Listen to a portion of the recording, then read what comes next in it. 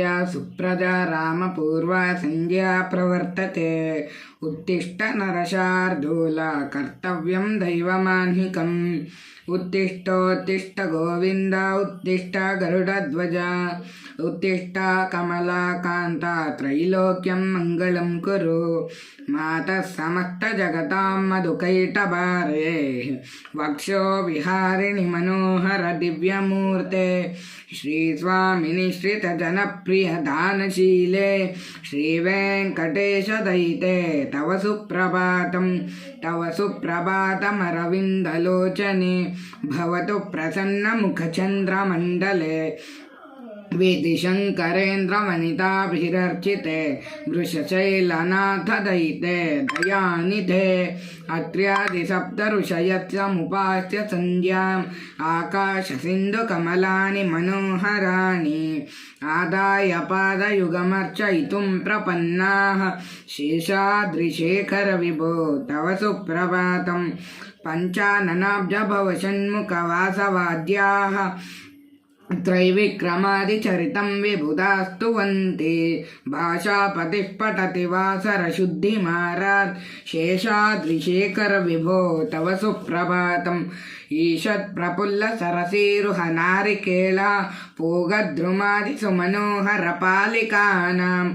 आवाति मन्दमनिलत्सह दिव्यगन्धैः। शेषाद्रिशेखर विभो तव सुप्रभातम्। उन्मेल्य नेत्रयुगमुत्तमुपञ्जरस्ताः। पात्रावशिष्टकदलीफलपायसानि। भुक्त्वा सलीलमतके शिशुकाः पठन्ति। शेषाद्रिशेखर विभो तव सुप्रभातम्। तन्त्री प्रकर्ष मधुरस्वनया विपञ्च्य। गायत्यनन्तचरितं तव नारदोऽपि। भाषा समग्रमसकृत्करचाररम्यं। शेषाद्रिशेखर विभो तव सुप्रभातं। भृङ्गावली च मकरन्दरसानुविद्धा। झङ्कारगीतनिनदैः सेवनाय। निर्यात्युपान्तरसिकमलोदरेभ्यः। शेषाद्रिशेखर विभो तव सुप्रभातं।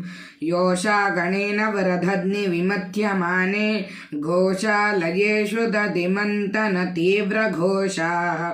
रोषात् कलिं विदधते ककुभश्च कुम्भा। शेषाद्रिशेखर विभो तव सुप्रभातं। पद्मेशमित्रशतपत्रगताळिवर्गाः। हर्तुं श्रियं कुवलयस्य निजाङ्गलक्ष्मा। भेरे निनादमिव बिभ्रति तीव्रनादं। शेषाद्रिशेखर विभो तव सुप्रभातं।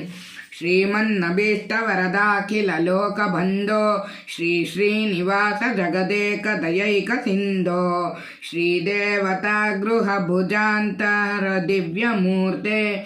श्रीवेङ्कटाचलपते तव सुप्रभातं। श्रीस्वामी पुष्करिणकाप्लवनिर्मलाङ्गाः। श्रेयोर्थिनो हरिविरिञ्चि सनन्दनाद्याः। द्वारे वसन्ति वरवेत्रहतोत्तमाङ्गाः। श्रीवेङ्कटाचलपते तव सुप्रभातं। श्रीशेषशैलगरुडाचलवेङ्कटाद्रि। नारायणाद्रिवृषभाद्रिवृषाद्रिमुख्याम्। आख्यां त्वदीयवसतेरनिशं वदन्ति। श्रीवेङ्कटाचलपते तव सुप्रभातं। सेवाः परा शिवसुरेश कृशानुधर्म। रक्षोऽम्भुनादपवमानधनादिनाथाः। बद्धाञ्जलिप्रविलसन्निजशीर्षदेशाः। श्रीवेङ्कटाचलपते तव सुप्रभातं। दाटीषु ते विहगराज मृगाधिराज। नागाधिराज गजराज हयाधिराजाः। स्वस्वाधिकारमहिमादिकमर्तयन्ते। श्रीवेङ्कटाचलपते तव सुप्रभातं। सूर्येन्दुभौमबुद्धवाक्पति काव्यसूरि।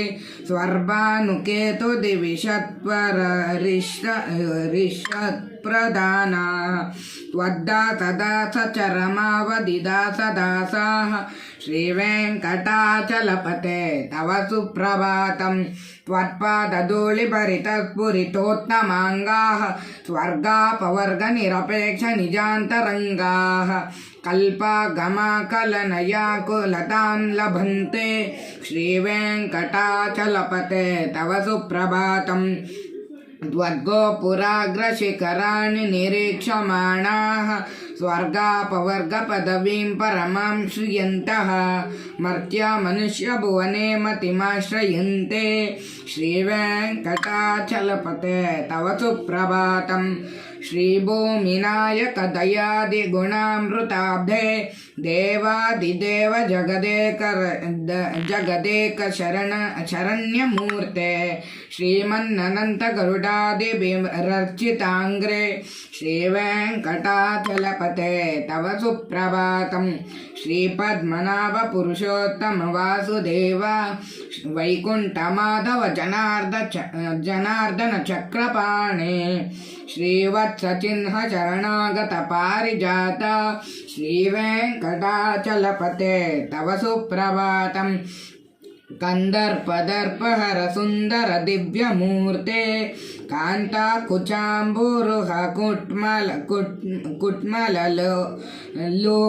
दृष्टे कल्याण निर्मल गुणाकर दिव्यकीर्ते श्रीवेङ्कटाचलपते तव सुप्रभातं मीनाकृते कमठलकोलनृसिंहवर्णिन् स्वामिन् परश्वतपोदन रामचन्द्र शेषांश रामयदुनन्दुन कल्किरूप श्रीवेङ्कटाचलपते तव सुप्रभातं येलालवङ्गघनसारसुगन्धितीर्थं दिव्यं वियत्सरिति हेमघटेषु पूर्णं धृत्वा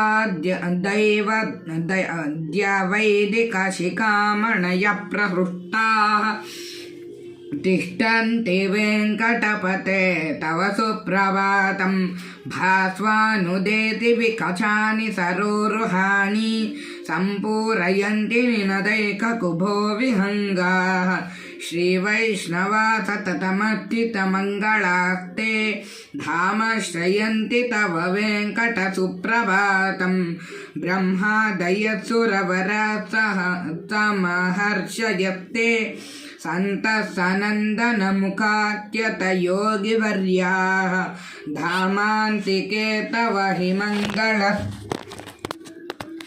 मङ्गलवस्तुहस्ताः श्रीवेङ्कटाचलपते तव सुप्रभातं लक्ष्मीनिवास निरवध्य गुणैकसिन्धो संसारसागर समुत्तरणैकसेतो वेदान्तवेद्य निजवैभव भक्तभोग्य श्रीवेङ्कटाचलपते तव सुप्रभातं इत्थं वृषाचलपतेरिह सुप्रभातं ये मानवाः प्रतिदिनं पठितुं प्रवृत्ताः तेषां प्रभातसमये स्मृतिरङ्गभाजां प्रज्ञां परार्थसुलभां परमां प्रसूते